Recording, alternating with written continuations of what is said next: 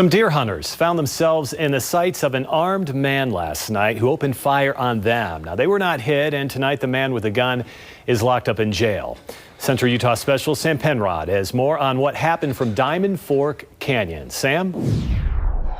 Investigators say the deer hunters were doing nothing wrong. They were on public land and had every right to be there. But police say a man who had been drinking and using drugs got into a fight with the hunters and even shot right at them. The witnesses described hearing the rounds going over their head, and anytime you can hear the rounds going over your head, you're pretty close. That's why deputies say the archery hunters were fortunate to have escaped being hit by a man that deputies later found to be under the influence of drugs and alcohol.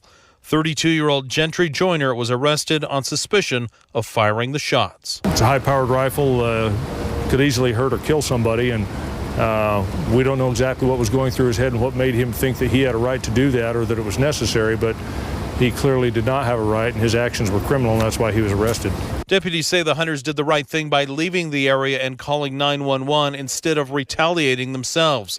With the hunts underway, hunters are cautioned to always make sure they know whose land they are on and have permission to be on private property to prevent any heated confrontations while hunting. We get several incidents like this during the hunting seasons, and it's typically over one person thinking another person has no right to be where they are. In this case, deputies say the hunters were clearly the victims and say this incident could have easily ended in tragedy. We're fortunate that it didn't have a worse outcome than this, that somebody wasn't injured or killed.